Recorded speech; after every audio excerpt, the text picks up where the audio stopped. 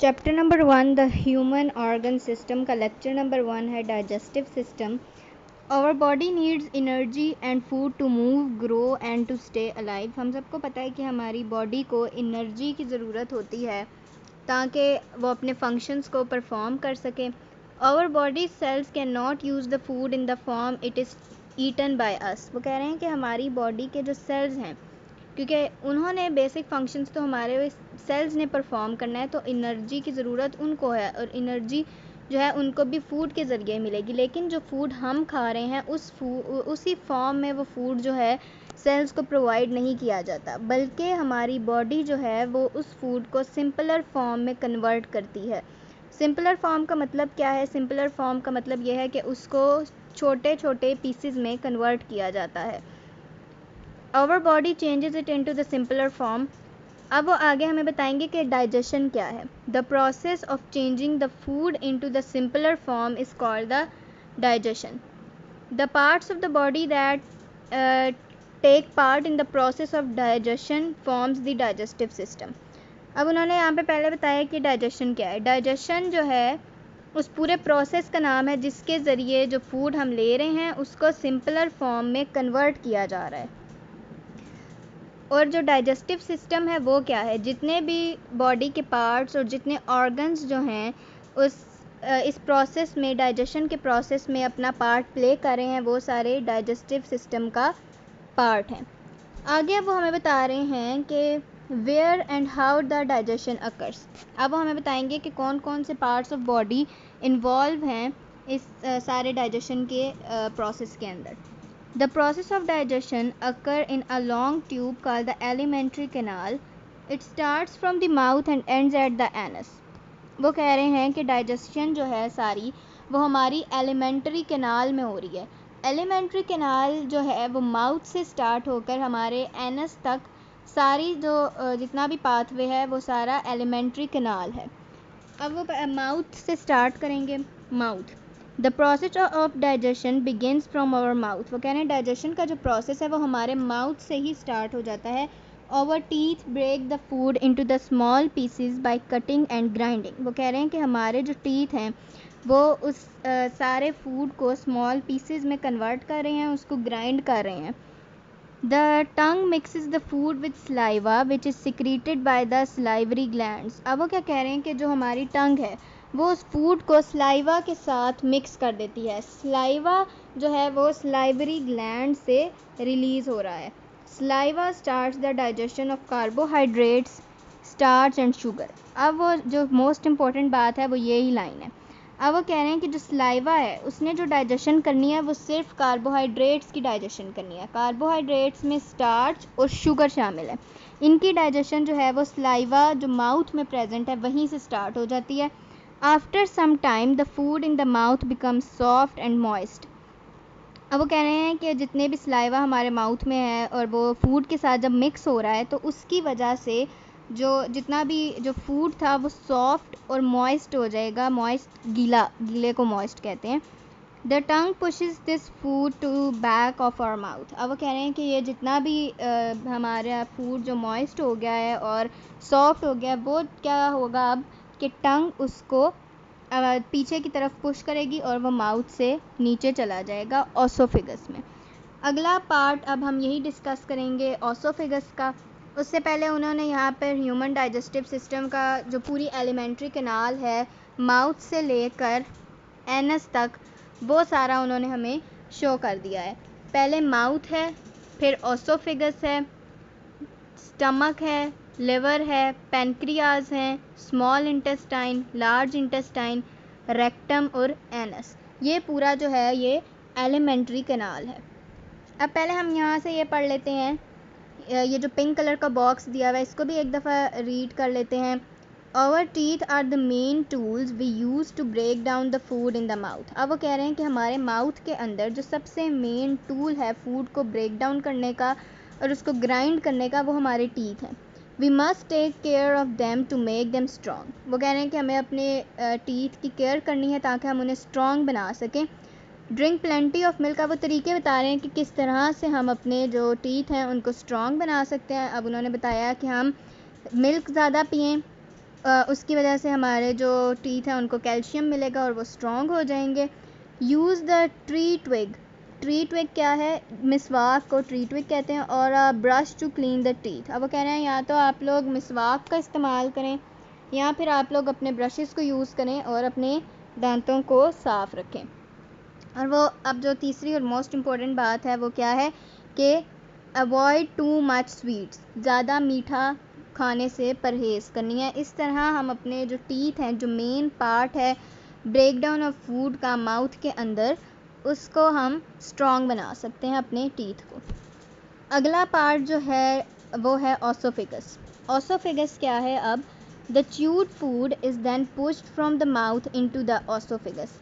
अब वो कह रहे हैं कि जितना भी फूड जो है वो च्यू हुआ था हमारे माउथ के अंदर, उसको जब हमारी टंग ने पीछे की तरफ को पुश कर दिया, अब वो माउथ से ऑसोफिगस में चला जाएगा food.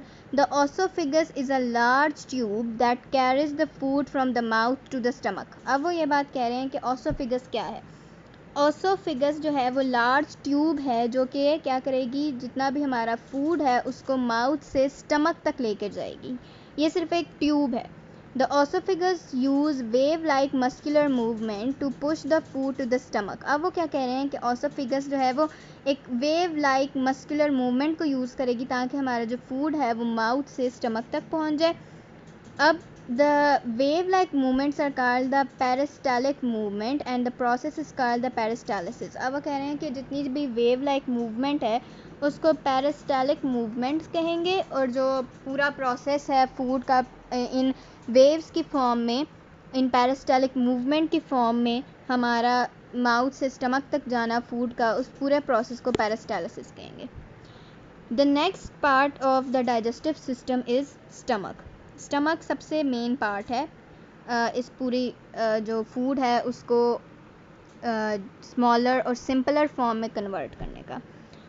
Stomach, our stomach is a large J shape muscular bag. अब वो क्या कह रहे हैं कि जो उसने सबसे पहले स्टमक की शेप बता दी है। वो कह रहे हैं कि स्टमक जो है वो जे शेप मस्कुलर बैग है, उसका शेप जे जैसी है।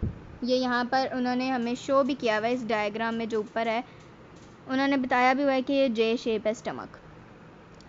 वो क्या कह रहे हैं? It mixes the food with the digestive juice. Stomach में क्या होता है, जो फूड जो हमारा था ऑसोफिगस से जब स्टमक में पहुंचा तो वहाँ पर जो है डाइजेस्टिव जूसेस प्रेजेंट हैं, वो सारा फूड उन डाइजेस्टिव जूसेस के साथ मिक्स हो जाएगा।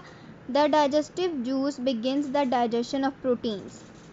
माउथ में कार्बोहाइड्रेट्स की डाइजेशन स्टार्ट हुई थी और अब स्टमक में पहुंचकर प्रोटीन्स डाइजेस्ट हो रहे हैं। प्रोटीन्स में क्या क्या आ जाएगा? आपका मीट है, एग है, मिल्क है और पल्सेस हैं।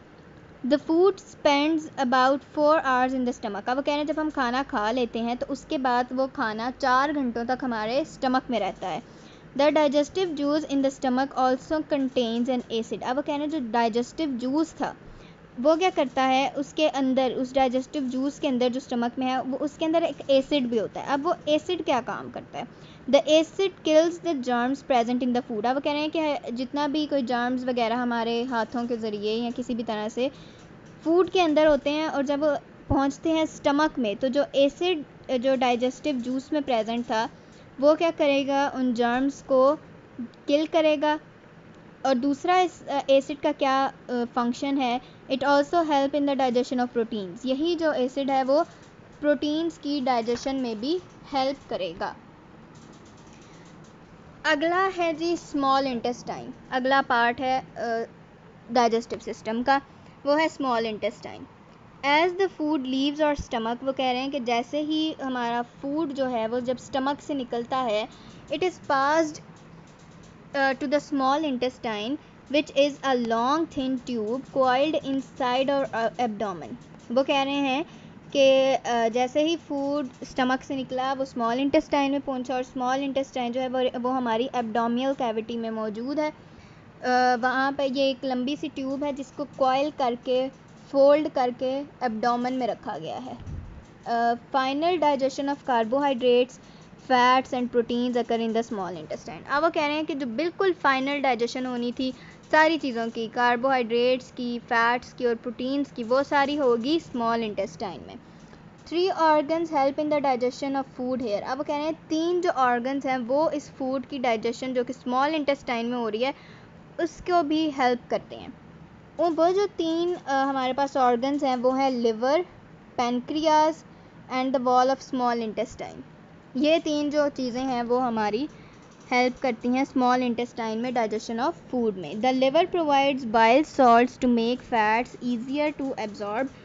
लिवर से बाइल सॉल्ट्स आते हैं जो कि जितने भी फैट्स हैं उनको वो जो हैं जितने फैट्स हैं वो एब्जॉर्ब हो जाते हैं आसानी से। और जो pancreas and the intestinal walls secrete the juices to digest the remaining food. और जो बाकी जो पैनक्रियाज हैं उधर से भी जूसेस आएंगे और कुछ इंटेस्टाइन की अपनी वॉल से जूसेस सिक्रीट होंगे और जो है वो बाकी जितना फूड है उसको डाइजेस्ट करने में हेल्प करेंगे। The absorption of the digested food also occur in the last part of the small intestine. अब वो कह रहे हैं कि जितना भी फूड जो है वो उसकी जब जो डाइजेस्ट हो गया है अब उसकी एब्जॉर्प्शन की बारी है और वो कहाँ पर एब्जॉर्ब होगा? स्मॉल इंटेस्टाइन के लास्ट पार्ट में।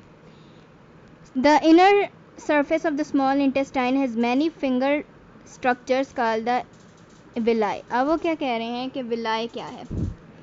विलाई जो है हमारे जो स्मॉल इंटेस्टाइन का जो इनर सरफेस है उसमें छोटी छोटी उंगलियों की तरह की प्रोजेक्शंस हैं। वो जितनी भी प्रोजेक्शंस हैं उनका काम है उस फूड को एब्जॉर्ब करना और उन्हें हम क्या कह रहे हैं? Villi. The digested food passes into the blood through the walls of villi। The blood carries the food particles to all the parts of the body। अब वो कह रहे हैं जो डाइजेस्टेड फूड था वो विलाई के थ्रू जितनी भी हमारा ब्लड है उसमें चला जाएगा और फिर ये जो ब्लड है इन फूड पार्टिकल्स को हमारी पूरी बॉडी में लेके जाएगा और जिन सेल्स को उस फूड की ज़रूरत होगी वो उन तक पहुंच जाएगा। अब नेक्स्ट पार्ट है डाइजेस्टिव सिस्टम का लार्ज इंटेस्टाइन। लार्ज इंटेस्टाइन ने क्या करना है कि जितना भी अब जो फूड रह गया है जो डाइजेस्ट नहीं हुआ है उसको हमारी बॉडी से रिमूव करवाना है। The undigested part of the food passes into the large intestine. अब कहने जितना भी अनडाइजेस्टेड पार्ट था फूड का वो सारा लार्ज इंटेस्टाइन में चला गया। Here the undigested food has the large amount of water. अब उसके अंदर इस अनडाइजेस्टेड फूड में बहुत ज़्यादा अमाउंट में वाटर प्रेजेंट होता है। The main job of large intestine is to absorb the extra water. अब जब उसमें बहुत सारा पानी होता है तो अब लार्ज इंटेस्टाइन ने जो मेन काम करना है उस पानी को दोबारा से एब्जॉर्ब कर लेना है। The undigested food becomes solid and is called the faeces. अब वो कह रहे हैं कि अब जितना भी जब उसमें से पानी एब्जॉर्ब हो गया उस सारे अनडाइजेस्टेड फूड में से तो वो सॉलिड फॉर्म में आ जाएगा और उन जो सॉलिड फॉर्म में जब वो अनडाइजेस्टेड फूड आ जाएगा उसको हम कहेंगे फीसेस।